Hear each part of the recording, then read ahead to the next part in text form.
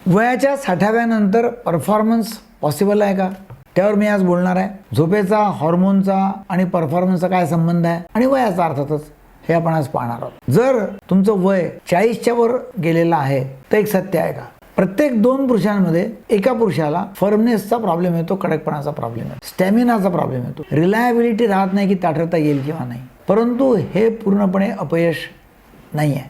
हे फक्त आहे की काहीतरी शरीरामध्ये बदल घडून राहिलेले आहेत. मग तुमचं वय वाढतं, 50 होतं, 60 होतं आणि मग ही समस्या आणखीन वाढायला लागते, जसे जसे गंभीर व्हायला लागते. परंतु प्रॉब्लेम असा आहे की खूप काही पुरुष याच्याबद्दल बोलत नाहीत. त्यांना लाज वाटते, अपराधीपणाची भावना येते, स्वतःला ते दोषी ठरवतात आणि मग ते लहान सहान काहीतरी पटकन उपाय सांगा असं म्हणतात. परंतु मुख्य जो मूळ कारण आहे ते शोधणं आवश्यक आहे. तर मी तुम्हाला आज एक चांगली गोष्ट सांगणार आहे. ते म्हणजे असं की विज्ञान असं म्हणतं की तुमचं वय वाढलं म्हणजे हा काही तुम्ही गुन्हा केला नाही आहे किंवा हे तुम्हाला काही सजा नाही आहे. वय वाढलं तर वय वाढलं, तुम्ही शेवटपर्यंत संभोग करू शकता. त्यामुळे इरेक्टाईल प्रॉब्लेम जर आला, ताठरता येत नाही, हा फक्त काही सेक्स प्रॉब्लेम नाही आहे. त्याच्यामध्ये असं आहे की जर तुम्हाला ताठपणा येत नाही 40 नंतर तर तुम्हाला डिटेल असेसमेंट करणं आवश्यक आहे. कारण का तुमचा फर्मनेस कमी झालेला आहे, स्टॅमिना कमी झालेला आहे, कधी होईल कधी होणार नाही तुम्हाला माहिती नाही आहे. त्यामुळे ही समस्या फक्त सेक्शुअल नाही आहे, ही बॉडीली समस्या असू शकते. आणि बॉडीली म्हणजे काय, स्लीपचा, झोपेचा प्रॉब्लेम होऊ शकतो, हॉर्मोन्स आणि ब्लड फ्लो तिन्ही पण एक दुसऱ्याशी संबंधित आहे. टेस्टोस्टेरॉन काय होतं, टेस्टोस्टेरॉन झोपेमध्ये जास्तीत जास्त तयार होतं. आणि आणखीन एक काय, टेस्टोस्टेरॉनला फक्त सेक्स हॉर्मोन समजणं हे पण चूक आहे. टेस्टोस्टेरॉन तुमच्या शरीराला पूर्णपणे रिपेअर करतं, पूर्ण शरीराला. त्यामुळे तुम्ही रात्रभर जर चांगले व्यवस्थितपणे झोपले तर काय होतं, टेस्टोस्टेरॉनची टीम येते आणि ती तुम्हाला चांगलं करून चालली जाते. एक स्टडी आहे की त्याच्यामध्ये 5 घंटे लोकांना झोपायला दिलं, एक आठवड्यावर 5 घंटे, आणि आधी टेस्टोस्टेरॉन नंतर टेस्टोस्टेरॉन पाहिलं, 15% टेस्टोस्टेरॉन कमी झालं.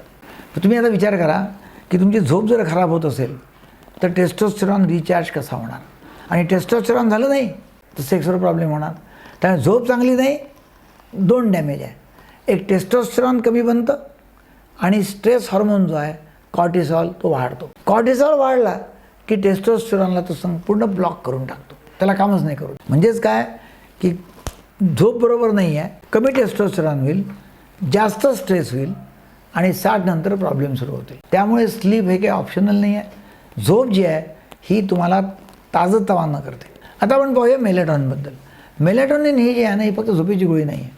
मेलेटॉनिन जी आहे ही एक नॅचरल हॉर्मोन आहे मेलेटॉनिन. आणि जो मेलेटॉनिन हॉर्मोन जो आहे तो जर आपण घेतला तर डेफिनेटली, म्हणजे ती गोळी जर घेतली तर 3 फायदे आहेत.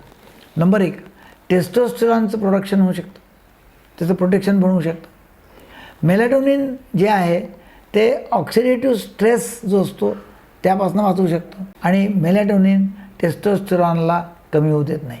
तर मेलेटॉनिन आवश्यक आहे. मेलेटॉनिनमुळे ब्लड व्हेसल्सचं आतलं आवरण जे आहे त्याला प्रोटेक्ट केलं जातं, ज्यामुळे नायट्रिक ऑक्साईडचं काम करायला मदत होते. कारण का नायट्रिक ऑक्साईड जो आहे तो इरेक्शनचा ग्रीन सिग्नल आहे, हिरवा सिग्नल आहे. मेलेटॉनिनमुळे प्रॉस्टेटचं इन्फ्लेमेशनसुद्धा कमी होऊ शकतं आणि त्यामुळे लघवीचा जो त्रास आहे तो पण कमी होऊ शकतो. पण जसं वय वाढत जातं तसं मेलेटॉनिनचं प्रमाण शरीरामध्ये सिक्रिशन होणं कमी होतं.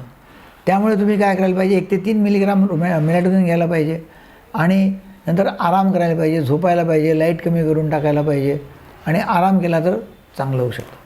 व्हिटॅमिन D3 जे आहे हे फक्त काही बोन्स करता नाही आहे. व्हिटॅमिन D3 जर तुम्ही याच्याबरोबर घेतलं तर टेस्टोस्टेरॉनला सपोर्ट मिळतो. कारण का व्हिटॅमिन D3 जर असेल तर डेफिनेटली टेस्टोस्टेरॉन लेवल वाढतात. D3मुळे तुमचं व्हेसल्स जे आहेत, ब्लड व्हेसल्स त्या पॉवरफुल बनतात, नायट्रिक ऑक्साईडचं सिक्रेशन चांगलं होतं आणि त्याचा उपयोग चांगला होऊ शकतो आणि त्यामुळे इरेक्शनला चांगला प्रॉब्लेम येतो. व्हिटॅमिन D3 जर असेल तर तुम्हाला थकवा पण येत नाही, चिडचिडेपणा कमी होतो आणि इच्छा पण चांगली वाढते. त्यामुळे व्हिटॅमिन D3 तुम्ही जर घेतलं रेग्युलरली, जे तुम्हाला दुधामधून मिळू शकतं, पण गोळ्या तुम्ही जर घेतल्या, औषध जर घेतलं तर डेफिनेटली तुम्हाला सेक्समध्ये आणि बॉडीली खूप फायदा आहे. आता मॅग्नेशियमचं पाहू. मॅग्नेशियम जो आहे हा मॅग्नेशियम मतलब रिलॅक्सेशन. मॅग्नेशियम जर तुम्ही घेतलं रेग्युलरली, झोप चांगली येते, टेस्टोस्टेरॉनला सपोर्ट मिळतो आणि ब्लड व्हेसल्स रिलॅक्स होतात. नायट्रिक ऑक्साईडचं प्रोडक्शन चांगलं होतं आणि कॉर्टिसॉलवरती कंट्रोल होतो. म्हणून मॅग्नेशियम रेग्युलरली घेणं आवश्यक आहे. मॅग्नेशियम म्हणजे जसं एखाद्या मशीनला आपण ऑइल टाकतो आणि त्याला चोपडं करतो तसा मॅग्नेशियमचा फायदा आहे. त्यामुळे रेग्युलर मॅग्नेशियम घेणं आवश्यक आहे. त्याचबरोबर हे पाहायला पाहिजे की इरेक्शनचा तुम्हाला प्रॉब्लेम आहे म्हणजे तुम्हाला हार्टचा प्रॉब्लेम आहे का हे पण पाहावं लागेल. कारण का इरेक्शनचा प्रॉब्लेम आहे तर हार्टचा प्रॉब्लेम आहे की नाही हे स्क्रीन करणं आवश्यक आहे. त्यामुळे मॅग्नेशियम रेग्युलरली घेणं, व्हिटॅमिन डी घेणं, D3 घेणं, झोप घेणं हे सर्व तुमच्या परफेक्ट हेल्थकरता आवश्यक आहे. त्यामुळे परफेक्ट नाईट रुटीन पाळणं. नंबर 1, डिम लाईट ठेवायचा, स्क्रीन ऑफ 2 तास अगोदर. मेलॅटोनिन तुम्ही घेऊ शकता 1 ते 3 मिलीग्राम. व्हिटॅमिन डी घेऊ शकता जेवणाबरोबर. मॅग्नेशियम झोपेच्या आधी घेऊ शकता आणि कॉफी जे आहे ते तुम्ही टाळू शकता. झोपेच्या 2 तास अगोदर कोणत्याही प्रकारचं पेय, पाणी किंवा इतर पेय प्यायला नको.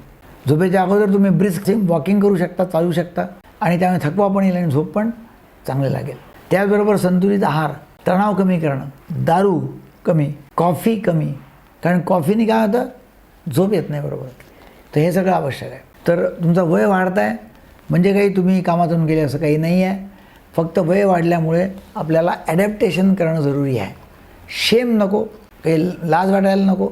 लहान लहान आपण स्टेप्स घेतल्या, झोप, हॉर्मोन्स, बाकी मिनरल्स हे तुम्ही जर घेतलं तर डेफिनेटली 60 नंतरसुद्धा तुमची व्हायटॅलिटी जी आहे, सेक्शुअल इच्छा, लिबिडो हे सर्व चांगलं होऊ शकेल. कारण का फक्त नॉलेज आहे त्याने काही होत नाही.